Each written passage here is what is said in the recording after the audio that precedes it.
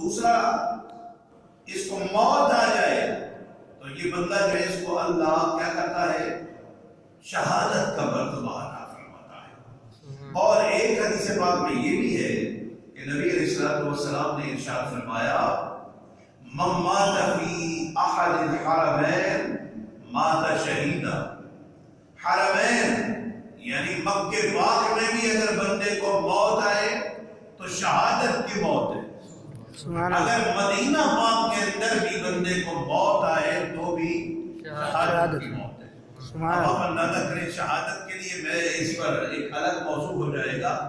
شہید جو ہے نا، شہید اللہ اس کو 6 انعام عطا فرماتا ہے جیسا حدیث میں ہے، لیکن ان 6 انعامات میں سے ایک یہ ہے کہ اللہ اس بندے کو جنت کی 70 حوریں عطا فرماتا ہے، اللہ 70 بندوں کی شفاعت کا اسے حق دیتا ہے، اللہ اس کے سر پر تاج رکھتا ہے جس کا ایک موتی جو ہے دنیا و ما فیہا سے افضل ہے، وغیرہ وغیرہ۔ پہلا قطرہ خون کا زمین پر اس بندے کا گرتا ہے، اللہ اس بندے کو معاف کر دیتا ہے شہید کو، اور اللہ تعالیٰ جو ہے اس بندے پر اپنی رضا اور خوشنودی عطا فرماتا ہے شہید پر۔ اب آپ اندازہ کریں جو بندہ رسول اللہ کے روضہ انور پر یا مدینہ شریف کی حدود میں یا مکہ پاک کی حدود میں جس بندے کو موت آ جائے، اس بندے کی موت کون سی موت ہے؟ شہادت کی موت ہے، شہادت کا درجہ ہے، اللہ عطا فرماتا ہے، اور ایمان پر اس بندے کو اللہ موت عطا فرماتا ہے۔ سبحان اللہ۔ اب جناب والا بندہ جو ہے، یہ تو ایک مشہور حدیث ہے کہ بندہ اگر سواری پر سوار ہو کر جاتا ہے یا پیدل جاتا ہے، دو ہی طریقے۔ اب بندہ اگر پیدل جاتا ہے تو یہاں سے ہی بندہ گھر سے نکلتا ہے تو حدیث پاک میں ہے اللہ اس بندے کو ایک ایک قدم پر کعبے والی ایک ایک نیکی عطا فرماتا ہے۔ کعبے والی نیکی سے مراد کیا ہے کہ ایک قدم اٹھایا کعبے میں ایک نیکی پر 1,00,000 نیکی کا ثواب ہے۔ یہ حاجی یا عمرہ کرنے والا اپنے گھر سے ایک ایک قدم اٹھاتا ہے یا اس کی سواری اٹھاتی ہے تو اللہ پاک اس بندے کو ایک ایک قدم پر جو سواری پر سوار ہو کے جا رہا ہے ایک ایک قدم پر اللہ 1,00,000 نیکی کا ثواب عطا فرماتا ہے۔ سبحان اللہ۔ اب یہی بندہ روایت میں جب پیدل جاتا ہے، یہ تو سواری پر جا رہا ہے ایک نیکی، اور جب سب پیدل جا رہا ہے تو فرمایا 70 حسنہ، اللہ اس بندے کو 70 نیکی عطا فرماتا ہے کعبے میں، یعنی ایک قدم پر 70,00,000 نیکی اللہ عطا فرماتا ہے۔ سبحان اللہ۔ اب آپ اس بات سے اندازہ کر سکتے ہیں کہ حج کرنے والا بندہ اللہ کو کتنا محبوب ہے، عمرہ کرنے والا بندہ اللہ کو کتنا محبوب ہے کہ اپنے گھر سے نکلتے ہوئے ایک پاؤں اٹھاتا ہے سواری پر، سواری ایک پاؤں اٹھاتی ہے، تو فرمایا حاجی کے لیے یا عمرہ کرنے والے کے لیے سواری نے ایک پاؤں اٹھایا، اللہ 1,00,000 نیکی عطا فرماتا ہے۔ اگر وہ پیدل اٹھاتا ہے تو 70,00,000 نیکی کا ثواب عطا فرماتا ہے۔ اسی طرح آج میں ایک حدیث پاک میں یہ پڑھ رہا تھا، جو بندہ پیدل سواری پر ایک قدم اٹھاتا ہے اللہ اس کو کعبے والی 70 نیکی عطا فرماتا ہے، اور جو بندہ پیدل ایک ایک قدم اٹھاتا ہے اللہ اس کو 700 نیکی کعبے والی عطا فرماتا ہے۔ سبحان اللہ۔ یعنی میں ان دونوں احادیث کو جب میں نے پڑھا نا تو مجھے سمجھ یہ آئی کہ اللہ پاک فرماتا ہے اس میں 2 باتیں ہو سکتی ہیں۔ پہلی بات یہ کہ آنے والے کے انداز پر منحصر ہے، 2 احادیثوں میں نا، ایک میں ہے کہ ایک قدم سواری پر اٹھایا 1 نیکی، ایک میں سواری پر اٹھایا 70 نیکی، ایک میں سواری پر اٹھایا ایک قدم یعنی سواری نے اٹھایا 70 نیکی کعبے والی، پیدل اٹھایا تو 700 نیکی کعبے والی، سبحان اللہ، یعنی 7 کروڑ نیکی ایک ایک قدم پر اللہ حج کرنے والے اور عمرہ کرنے والے کو عطا فرماتا ہے۔ تو ان دو احادیث کو آپ ذرا دیکھیں، میں اس لیے اللہ کی رحمت اتنی وسیع ہے، آپ اندازہ کریں کہ ایک ایک قدم پر جب اللہ لاکھوں نیکیاں عطا فرماتا ہے تو جو بندہ پھر سینکڑوں میل سفر طے کر کے جاتا ہے، آپ اندازہ کریں اربوں کھربوں کی تعداد میں اللہ بندے کو نیکیاں عطا فرماتا ہے۔ سبحان اللہ۔ یہ تو ہے سفر کی بات۔ یہاں مجھے وہ ایک واقعہ بھی بڑا یاد آتا ہے، اکثر میں سناتا بھی ہوں اس موقع پر، وہ یہ کہ جب اللہ حاجی کی سواری پر یا عمرہ کرنے والے کی سواری پر اتنی رحمت کرتا ہے، دو باتیں اس میں بیان کروں گا۔ پہلی بات یہ کہ بندہ جب سواری پر، پچھلے زمانوں کی بات ہے، تفصیل البیان میں ہے کہ ایک بندہ جو ہے قافلہ حج پر جا رہے تھے، قافلے والے، راستے میں آگ جلانے کی ضرورت ہوئی تندور پر، نے دیکھا ایک ہڈیوں کا ڈھانچہ پڑا ہے، اٹھا کے آگ تندور میں ڈال دیا۔ ڈھانچہ خود بخود باہر نکل آیا، دوبارہ ڈالا، پھر باہر نکل آیا، تیسری بار ڈالا، پھر نکل آیا۔ بندہ حیرانی ہے کہ کیا ہے؟ آپ توجہ کریں، حاطف غیب سے جب تیسری بار وہ ڈھانچہ باہر نکل آیا نا، تو تفسیر روح البیان میں اللہ کی طرف سے یہ آواز آئی کہ میرے بندے، یہ عام جانور کا ہڈیوں کا ڈھانچہ نہیں، یہ اس جانور کی ہڈیوں کا ڈھانچہ ہے جو میرے گھر میں آنے والے بندے کو اپنی پیٹھ پر اٹھا کر لایا ہے۔ سبحان اللہ۔ فرمایا کہ جو میرے گھر میں آنے والے حاجی کو یا عمرہ کرنے والے کو اٹھا کے لے آتا ہے، میں اللہ یہ گوارا نہیں کرتا کہ اس کی سواری کی ہڈیاں بھی آگ میں جل جائیں، مجھے یہ بھی پسند نہیں ہے۔ تو اس بات سے آپ اندازہ کریں کہ جب حاجی کی سواری جو ہے جانور، اس کو بھی اللہ جلانا پسند نہیں کرتا، تو پھر حاجی کا مقام کتنا عرفہ والا، یا عمرہ کرنے والے کا مقام کتنا عرفہ اعلیٰ ہوگا۔ تو میں ایک حدیث اور عرض کر رہا تھا جو آج میں پڑھ رہا تھا اسی مناسبت سے، کہ حاجی جب کسی سواری پر سوار ہو کے جاتا ہے نا اللہ کے گھر کی طرف یا رسول اللہ کے روضہ انور کی طرف جاتا ہے، تو میں پڑھ رہا تھا کہ فرشتے اللہ کے اس بندے کی سواری کے سامنے آ کر اس سواری کو سلوٹ مار کر سلام کرتے ہیں۔ تو اس بات سے، اس حدیث سے بھی آپ اندازہ کر سکتے ہیں کہ جس وقت ایک سواری اونٹ جانور اللہ کے گھر کی طرف جا رہا ہے، اسے فرشتے سلام کرتے ہیں، تو پھر آپ اندازہ کریں جو حاجی اور عمرہ کرنے والا محبت سے اللہ کے گھر میں جا رہا ہے، اللہ اس بندے پر کتنی رحمت اور عنایت فرمائے گا۔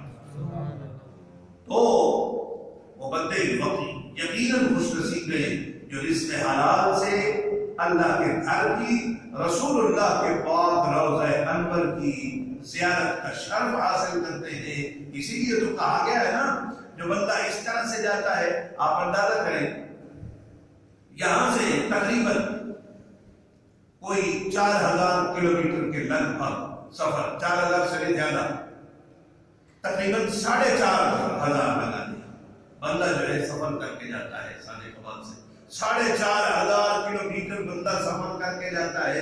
1 کلومیٹر کو پھر آپ قدموں پر تقسیم کریں اور حساب بندے کے گناہ ہی نظر نہیں آتے۔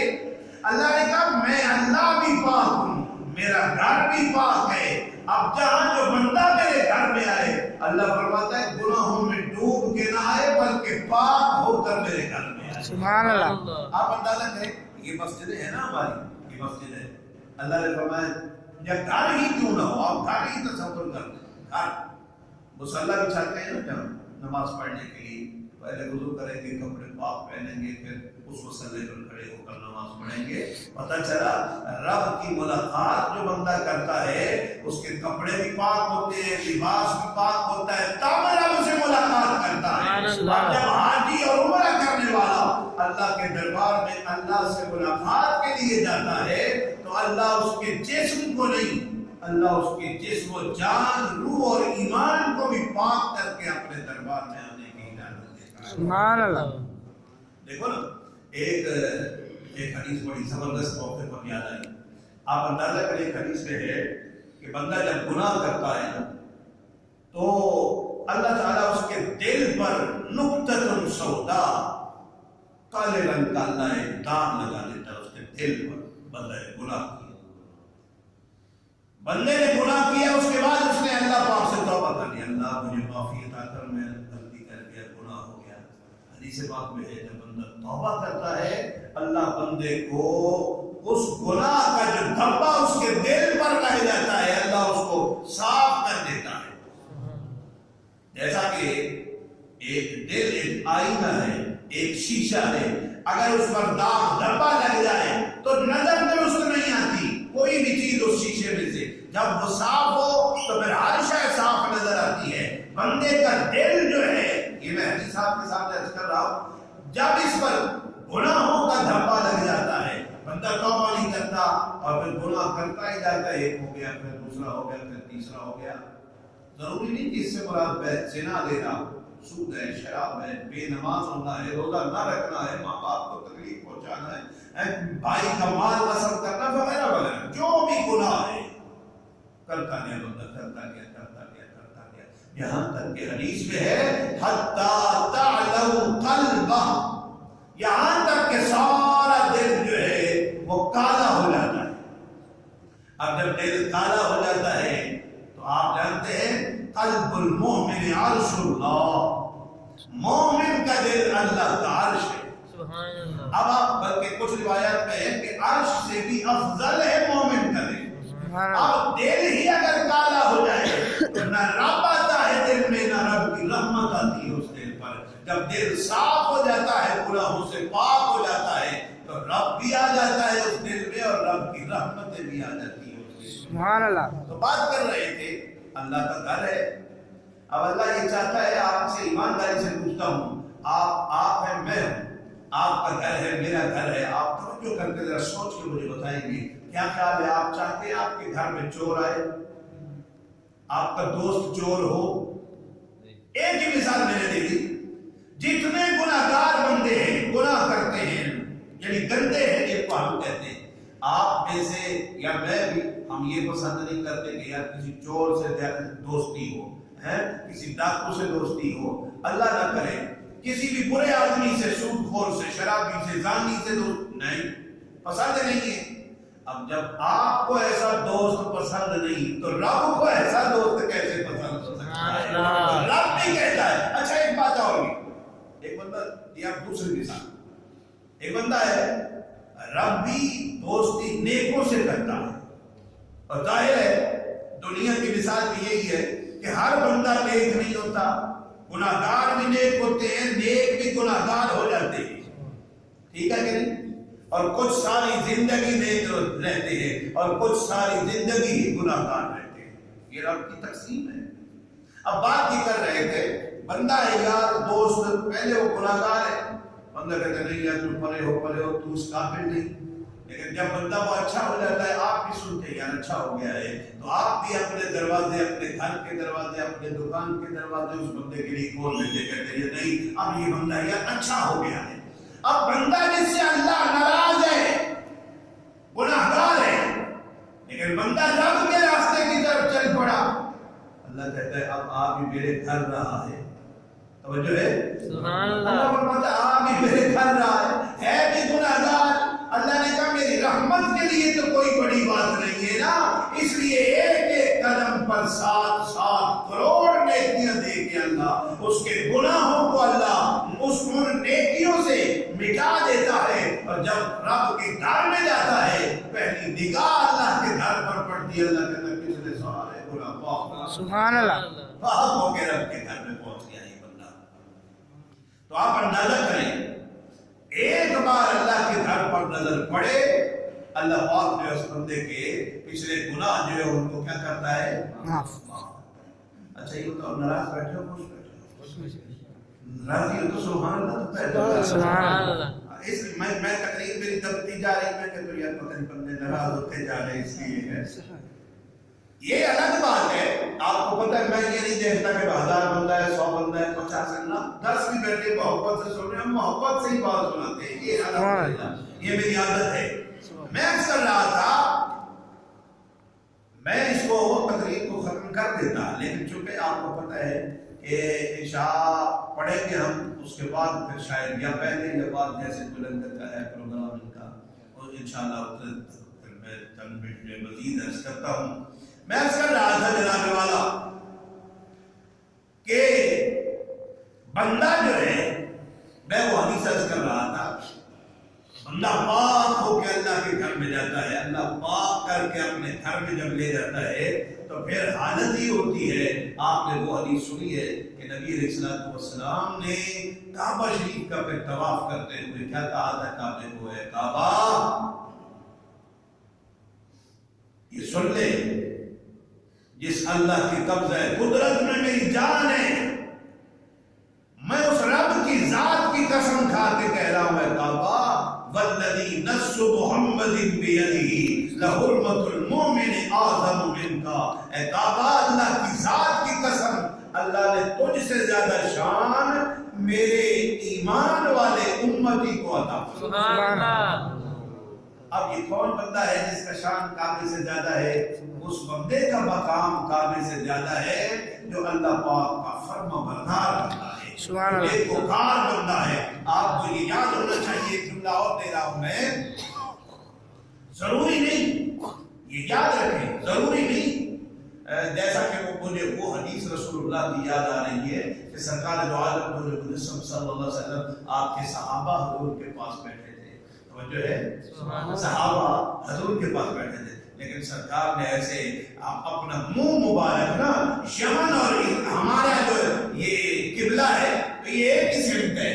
نبی علیہ السلام نے ایسے منہ کیا ادھر یمن اور پاکستان اور اس علاقے کی طرف تو حضور صلی اللہ علیہ وآلہ وسلم نے آپ نے جو حدیث کے لفظ ہے آپ نے فرمایا مجھے اس طرف سے ٹھنڈی ہوا سبحان اللہ. اور رسول اللہ نے صلی اللہ علیہ وآلہ وسلم آپ نے یہ بھی کہا یہ جملہ یاد رکھیں نبی علیہ السلام نے یہ کیوں کہا جملہ فرمایا طوبا یہ حدیث میں لفظ ہے حدیث کے نبی علیہ السلام نے کیا کہا طوبا مبارک ہو لوگوں کو ان کو خوشخبری ہو وہ خوش نصیب ہیں وہ لوگ. صحابہ نے کہا یا رسول اللہ کون کنہیں کہہ رہے طوبا؟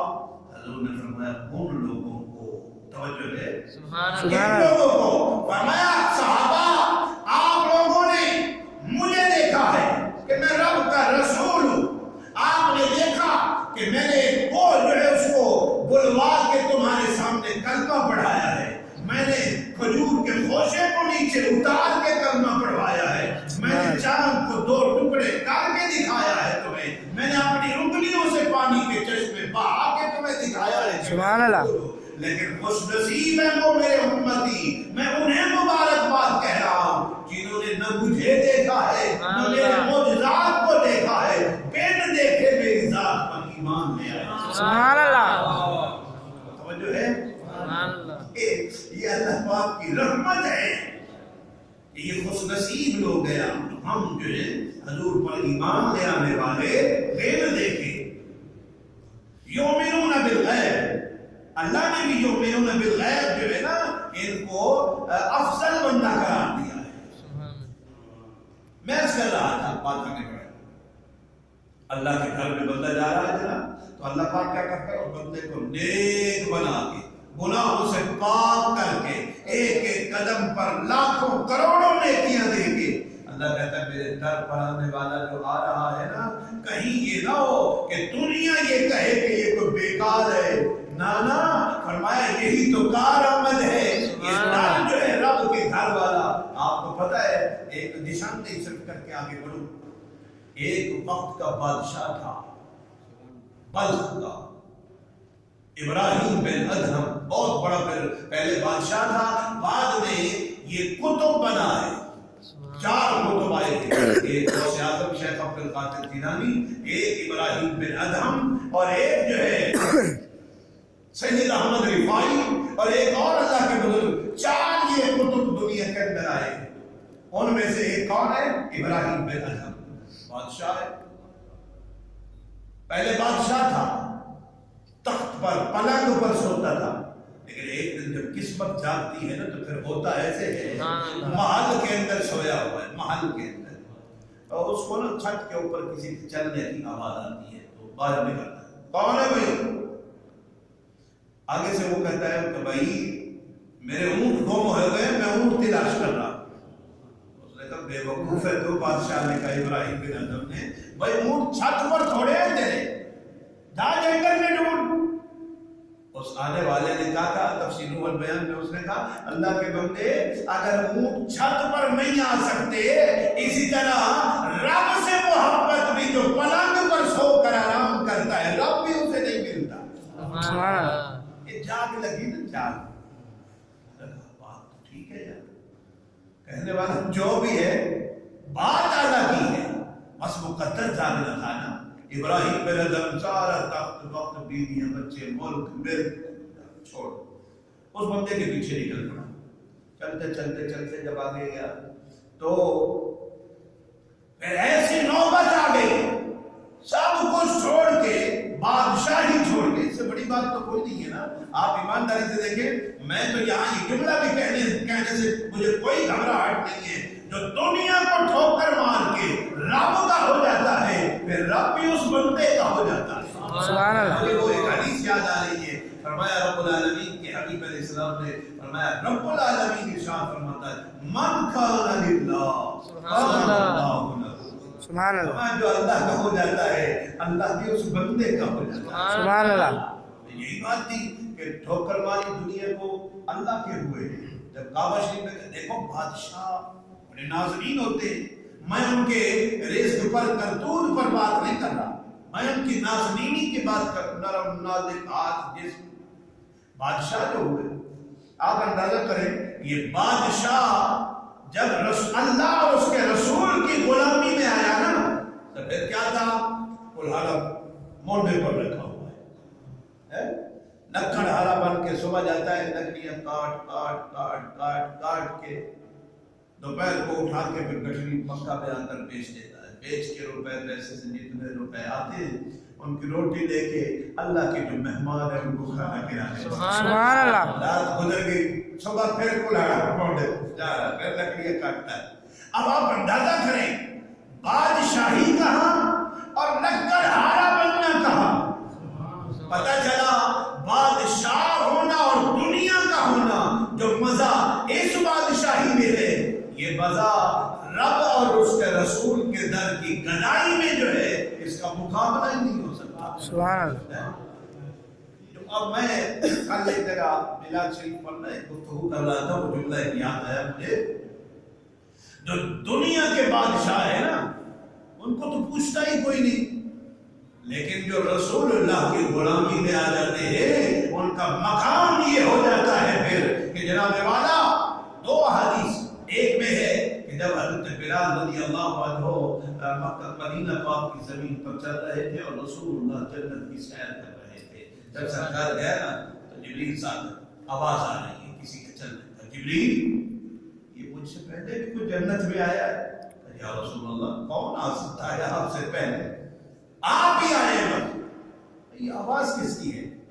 یا رسول اللہ آیا جنت میں کوئی نہیں آیا، آپ کا غلام بلال مدینے کی سرزمین پر چل رہا ہے، اس کے چلنے کی آواز جنت میں آ رہی ہے۔ آپ اندازہ کریں بادشاہ اور سلاطین عالم دنیا پر چلتے ہیں، جہانوں پر چلتے ہیں، رب نے دیکھا ہی کبھی نہیں، لیکن جو رب کے رسول کی غلامی میں آ جاتا ہے، خدا کی قسم چلتا زمین پر ہے، اس کے چلنے کی قدموں کی آہٹ جنت تک چلی۔ نعرہ تکبیر، نعرہ رسالت، نعرہ حیدری۔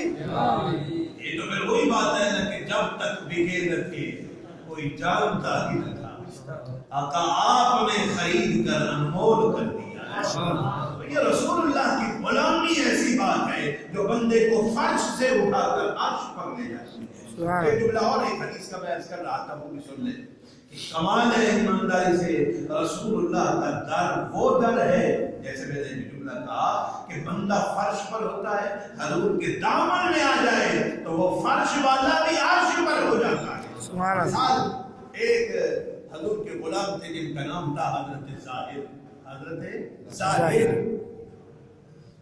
حضور سے بڑا پیار تھا غریب، ان الاسلام بدأ غریبا وسيعود غریبا، اسلام کی ابتدا بھی غریبوں سے اور اسلام کی انتہا بھی غریبوں سے۔ حضور سے پیار ہے غریب کو، کیونکہ پاگل لوگ کہتے ہیں نا جو دیندار ہے مولوی ہے، یار دیکھا میں اس کو پتہ ہی نہیں کہ دنیا یہی تصور کر، مولوی نکم میں ہے یار ان کو پتہ نہیں، ہمیں پتہ ہے سارا جو کچھ بھی ہے پتہ ہے، لیکن خدا کی قسم میرے رب کی رحمت سے ہم نے ٹھوکر ماری ہوئی ہے دنیا بالکل بے علم۔ میں اس کر رہا تھا حضرت زاہد آتے اپنے گھر سے اور بازار میں دیکھتے جو اچھی چیز نئی چیز آتی نا تو وہ خرید کر رسول اللہ کی خدمت میں لے جاتے، جب جانے لگتے پتہ ہے پاس تو ہے کچھ نہیں، بیلے دینا ہے، جاتے ہوئے حضور سے عرض کرتے یا رسول اللہ کچھ مجھے عطا کرنے میں بیلے دینا ہے، کمال کا شیخ ہے، دے دیتے سرکار۔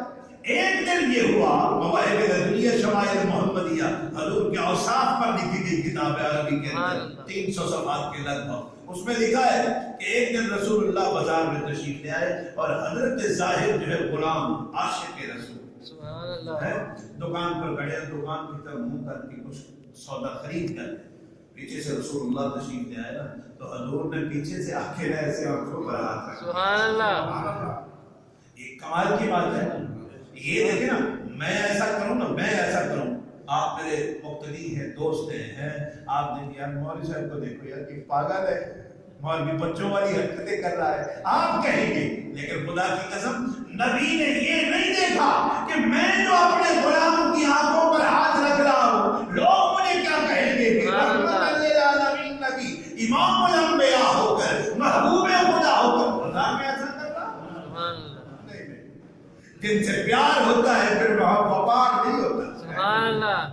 کیا کیا جناب والا حضور نے ایسے ہاتھ رکھا، اب اس بندے نے غلام نے زاہد رضی اللہ عنہ نے ایسے ہاتھ لگایا کہ میں ہاتھ چھڑاؤں، لیکن آپ کو پتا ہے کہ سرکار کے ہاتھ ہی اتنے اعلیٰ تھے، جیسے ایسے ہاتھ لگایا نا اوپر حضور کے ہاتھوں پہ رکھا، فوراً ہاتھوں کو پیچھے کر دیا، پتہ چل گیا کہ یہ تو رسول اللہ کے ہاتھ ہے۔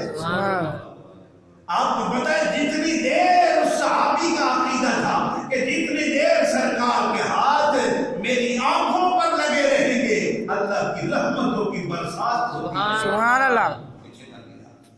اب پھر کیا ہوا اس میں جب پتہ چل گیا نا تو پھر اپنی پیٹھ کو حضور کے سینہ علم نشرہ سے ایسے رگڑ، سبحان اللہ۔ اب حضور علیہ السلام نے فرمایا ظاہر ہاں جب یہ معاملہ ہو گیا تو حضور نے ان کے ہاتھ کو پکڑا، بعد میں اس مناسبت سے عرض کر رہا تھا جو اب ہمارے موضوع سے متعلق ہے، ایسے حضور نے حضرت زاہد کا ہاتھ پکڑا، بازار میں اوپر کیا پکڑ کے ایسے، اب ہے کوئی میرے غلام زاہد کو خریدے، میں بیچنا چاہتا ہوں۔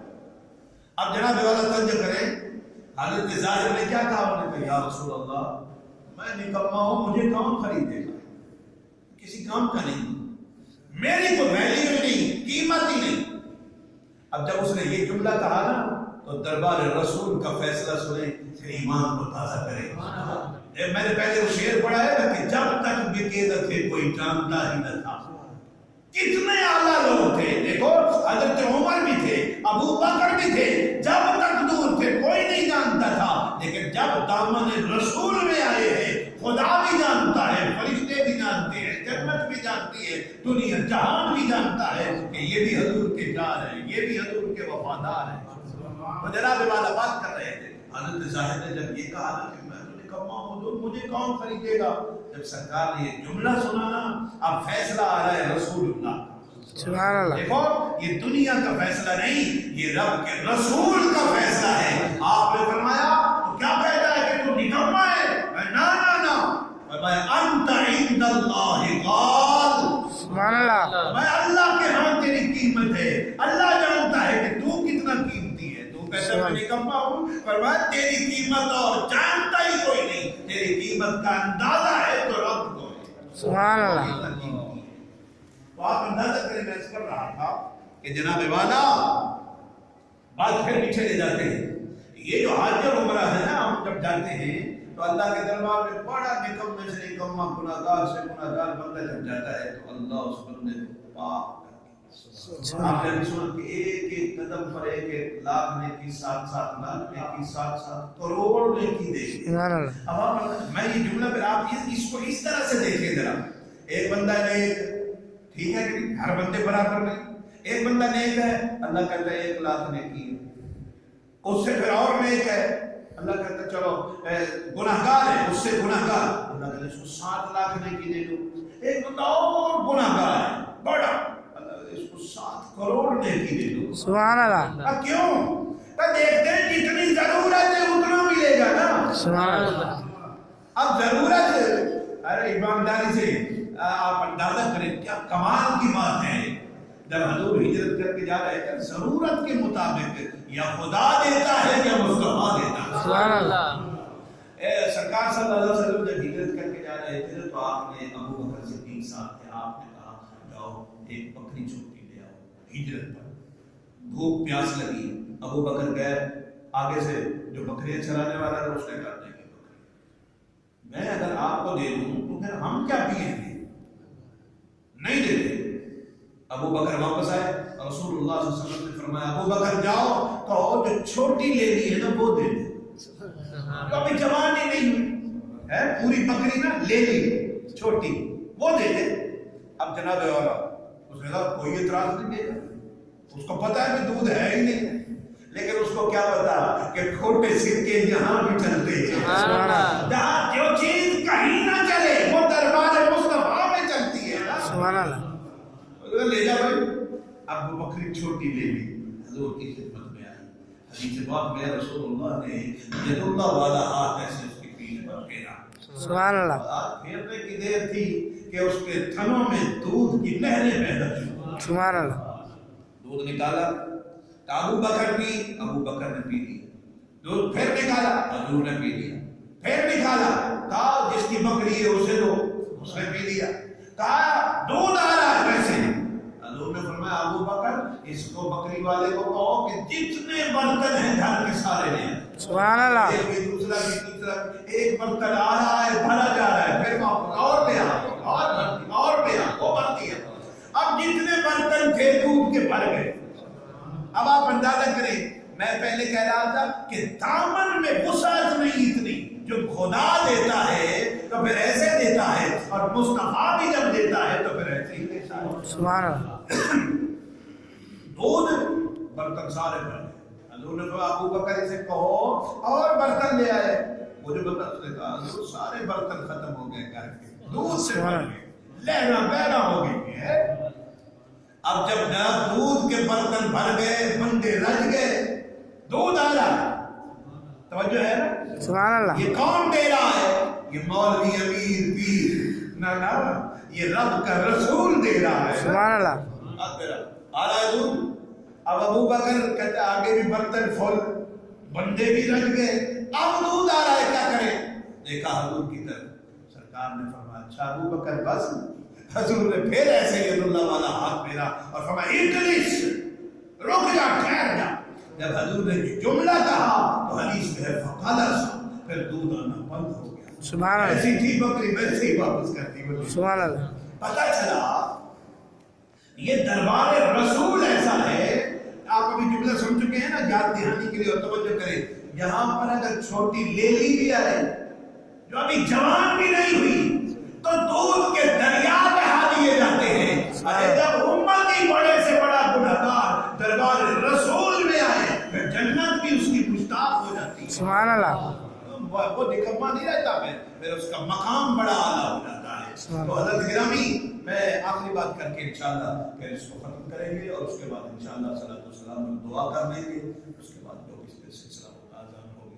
اچھا جناب والا، میں عرض کر رہا تھا عمرہ جو ہم کرتے ہیں اس کی فضیلت کیا ہے؟ دیکھو آپ نے، میں دنیا میں بہت سے لوگ ہیں جو زندگی میں کوئی بیچارے ایسے ہیں جو ایک بار بھی نہیں گئے ہیں، مقدر ہے کچھ ایسے ہیں کہ زندگی میں 1 بار 2 بار 10 بار 50 بار 100 بار بھی گئے، کچھ ایسے بھی ہیں سال میں 2 بار بھی چلے جاتے ہیں. تو یہ ہے کیا؟ میرے آقا علیہ السلام نے فرمایا العمرۃ الی العمرۃ کفارۃ لما بینہما. فرمایا ایک عمرہ کیا بندے نے، پھر جب دوسرا کرے گا، توجہ ہے، ایک عمرہ اب کر لیا، ایک عمرہ 10 سال بعد کیا، 20 سال بعد توفیق ہوئی، نبی علیہ السلام نے فرمایا عمرہ ایسی بڑی عبادت ہے، العمرۃ الی العمرہ. فرمایا ایک عمرہ کر کے بندہ جب پھر دوسرا عمرہ کرتا ہے، اللہ درمیان والے گناہ اس عمرے سے معاف فرما دیتا ہے. سبحان اللہ. آپ اندازہ کریں کتنی رحمتیں ہیں اللہ اور اس کے رسول کی اپنی امت پر، کہ ایک بندہ عمرہ کرے 1 سال، پھر کر 20 سال بعد، 30 سال بعد. یہ اس نیکی کا فیضان اتنا ہے کہ اللہ 10 سال 5 سال 50 سال بعد جو عمرہ کرتا ہے، اللہ درمیان والے گناہ ان 2 عمروں کی برکت سے معاف فرما دیتا ہے. سبحان اللہ. اور پھر جب بندہ واپس آتا ہے تو گناہوں سے پاک ہو کے، جیسا وہ حدیث مشہور ہے کہ حاجی یا عمرہ کرنے والا جب گھر میں آئے تو نبی علیہ السلام نے فرمایا گھر میں داخل ہونے سے پہلے اسے کہو کہ دعا کرے. دعا سبحان اللہ. کیوں؟ فرمایا کیونکہ اس کو اللہ نے بخش دیا ہے، یہ بخشا ہوا آیا ہے، اور یہ جس کے لیے بھی دعا کرتا جائے گا اللہ اس کو بھی بخشتا جائے گا. سبحان اللہ. اب دیکھیں نا، میں اس کی مثال ایسے ہے، بجلی تو ہے نا ادھر بورڈ میں ہے نا، کرنٹ مسئلہ سمجھا رہا ہوں، آپ پریشان نہ ہو، شاید کوئی حیران کی ہو، اس میں کرنٹ ہے نا، موبائل ہے میری جیب میں، آپ کی جیب میں بھی ہے موبائل، کرنٹ اس کا ختم ہو گیا ہے، ہم کیا کریں گے؟ اس کرنٹ والے بورڈ سے اس کو چارج کریں گے، اس کے ساتھ لگائیں گے، ہمارے موبائل میں بھی کرنٹ آنا شروع ہو جائے گا.